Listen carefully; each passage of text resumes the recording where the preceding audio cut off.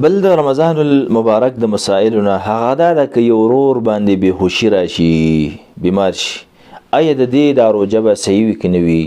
نو بهوشي چې دا عزتمندو دوه قسمه ده. یا دا چې ټوله ورځ وي، یعنی د سحر د داخلېدو نه مخکې سحر اذان چې شوی د دې نه مخکې په دې باندې بهوشي تر کوم وخته پورې د ماښام اذان وشو، نو دې سړي روژه چې کوم ده دا صحیح نه ده، د دې روژې به قضا نیسي. وجه دا ده چې روژې دپاره یو شرط خدا ده چې سړی به خوراک نه کوي، خدا نه کوي. دویم شرط نیت دی، د دې سړي نیت نشته دی دلته، ځکه د دې نه دا بېهوش شوی دی او عقل ترې تللی دی.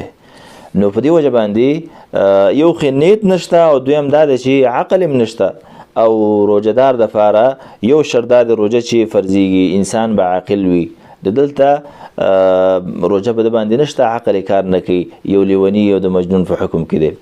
دویم قسم دا ده چې څه وخت دا بېهوشه وي، نو ولو که دا د سهار نه بېهوشه دی طبعا اذان شوی د هغې نه وروسته یعنې روژه شروع کړې ده، ولو که د مازدیګره پورې ولو که د ماسپښینه پورې دا بېهوشه، خو مهمه دا ده چې د اذان نه مخکې په د باندې هوش راشي او د خوراک څښاک ورکړی نه وي، نو د دې سړي روژه صحیح ده، نیت هم شته دی. همدغه رنګې کم مفطرات چې کم دي هغې نه هم بچ دی سي خوړلی نه دي، نو دغه دویم حالت کې بیا روژه صحیح ده. هذا وبالله تعالی التوفیق والله اعلم.